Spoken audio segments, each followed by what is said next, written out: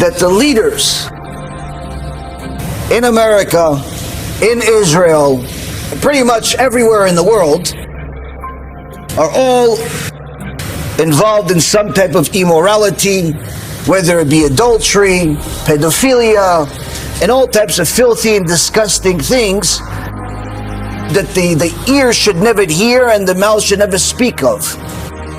But when you have leaders like that, you have to question. Meaning, the spiritual filth that's in the air right now, it's surprising HaKadosh Baruch Hu hasn't destroyed the world.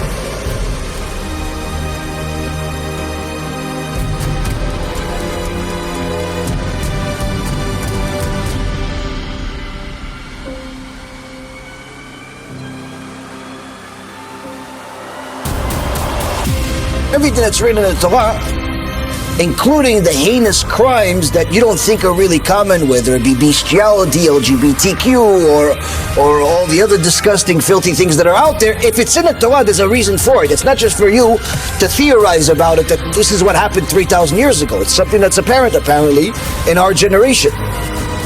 And over the years, one of the main topics that we've discussed is the issues of morality, is the issues of Kedusha. The consequences of whether it be wasting seed, consequences of adultery.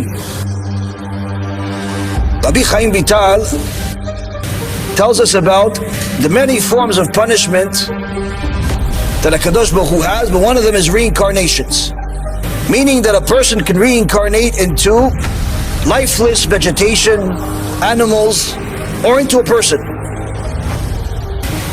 And almost the majority of people will not escape these reincarnations. The reason is because a person cannot receive punishment until he exists physically as a body with a soul.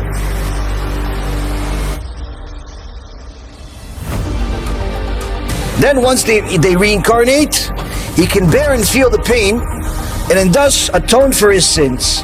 However, according to the extent of his sin, will be the way which he reincarnates as vegetation or as an animal. Now, who actually reincarnates into these things? A person can reincarnate into a rock, into water, into a plant, into a tree, into a cow, into a bunny, into all types of things you see on a screen usually, and sometimes eat, but not necessarily something you want to turn into.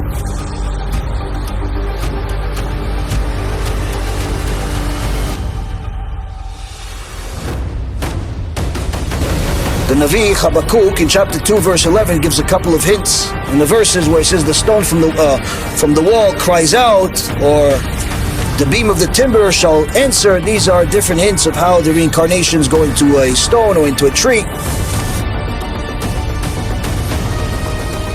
So who are these people? A Jew that's intimate with a non-Jew has to reincarnate as a dog. She's tied to him like a dog. One of them is that the neshamas actually connect, and it takes a lot of effort to break the relationship. In gate number 22, the Arizal says, one who is intimate with a married woman, that's not his wife. If it was at the time of the Sanhedrin, it would be strangulation, death penalty of strangulation. But since there's no death penalty of strangulation today, Hashem punishes him in a different way. One of the ways that he's reincarnated into a grinding stone.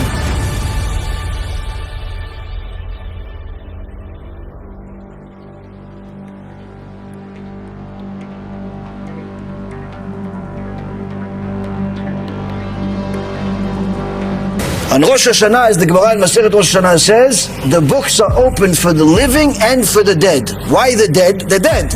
Because whatever they left in the world continues to generate either more merits or more sins. And that goes into their account. Rabbi Nachman Mibreslev wrote in Likutei Maharan Tanina that there are leaders of shekel, leaders of lies, that are put into the world, especially the generation before Mashiach, that have such arrogance that they feel the need and desire to influence the world to become more immoral. Their arrogance brings them to a position where they feel that they need to influence people to become more immoral, meaning the stuff that you see in the world, like the grooming that they do with little kids, and Disney, how it became a little center for pedophilia, all of these different things. This is already in the Torah. Rabbi Natan, the Talmid of Rabbi Nachman, says people that have fell and committed adultery or wasted seed or made different types of sins, you can usually help them. But it's almost impossible if they fell from the arrogance to the immorality, and the immorality made them addicted to money. If they're just addicted to immorality, usually you can help them easily. But if they're addicted to money and immorality, it's almost impossible to break that klipa. Usually we think it's the opposite. Oh, you're addicted to money, that's easier. No. Once he's addicted to immorality and money, he's in a position of power, it's almost impossible to change. So rather than be upset of all the disgusting people that are constantly mentioned on the news, don't be. Some people that reincarnate into animals are as follows. Someone who is an arrogant person can reincarnate into a bee. Others can reincarnate into water, where there's a malach Kabbalah, a destructive angel that oversees that person, that neshama that's in water, and it wants to come out of the water, but he keeps it staying in the water. Rabbi Shmuel, the Maharshu, brings some chidushim that he adds to the Shara Gilgulim, and he says that he found this in the book by Rav Eliezer HaLevi, Alav Shalom, and he says that one that has relations with an animal reincarnates as a bat.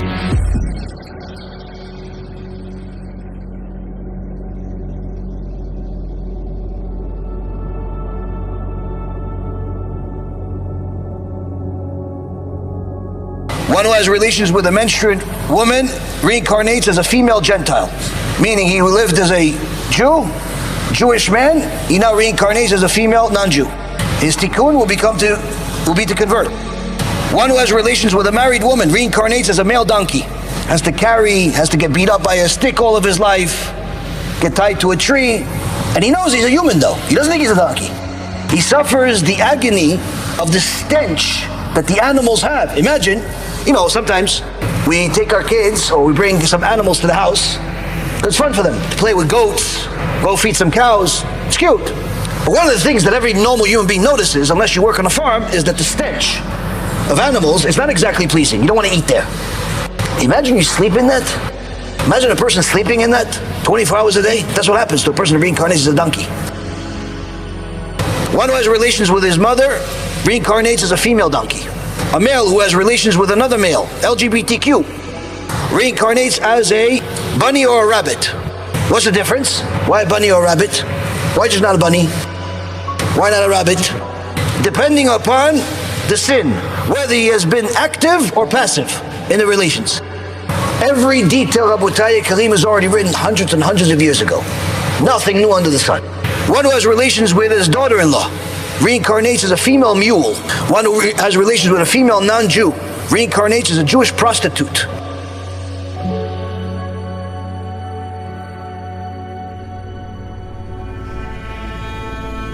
One who has relations with a stepmother reincarnates as a camel. With his sister-in-law reincarnates as a male mule. Stepsister to his father or his mother reincarnates as a stork, whose companions will kill it. Not only is he a stork, but he has to be a stork that the rest of the storks kill it. Lastly, as an example, one who constantly looks at women. One who constantly looks at women that are forbidden to him, glancing at them, will reincarnate as a white vulture who can see farther than the other birds. Why a vulture? Why not a chicken? Why not a bunny? Why not a camel like the other guys will have some bunny friends and camel friends? No, he has to be a vulture. Why? Because the vulture has eyes, can see a lot of things. You like to look, now you're going to use your eyes for those things. But all of this, says the Shara Gilgulim, is only if he did not do TeShuva. All of this applies to someone who simply ignored TeShuva and lived his life like a mule. But if he did TeShuva, if she did TeShuva, if she covered her hair, if she covered her body, if he covers his body, if he acts like a normal, decent human being, then he has nothing to worry about. But that's not necessarily complete. Why? Because just doing TeShuva is not just not sinning. There's also a Tikkun. that a person must do. And if he does the Tikkun, there's no one greater on planet Earth than him in all of the generations.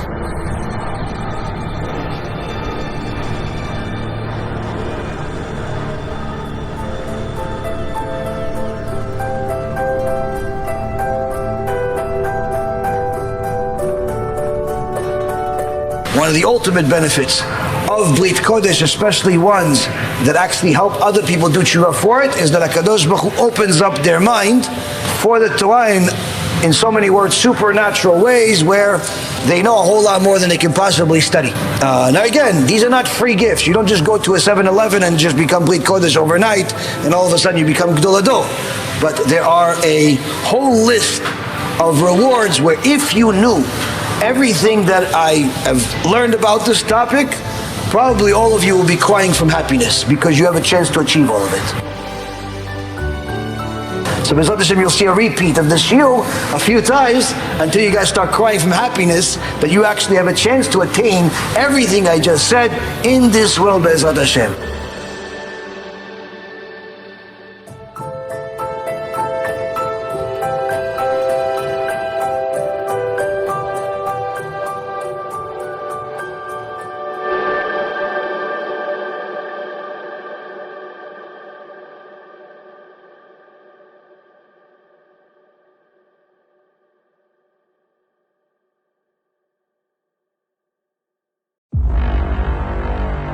One of the things that I've been speaking against over the last several years, that's mamash the Satan himself attacking Am Yisrael with cash advance. Do you really believe that human beings are demons? No, I do not. And don't you ever say I did. They are part of creating the next Holocaust that's coming to America.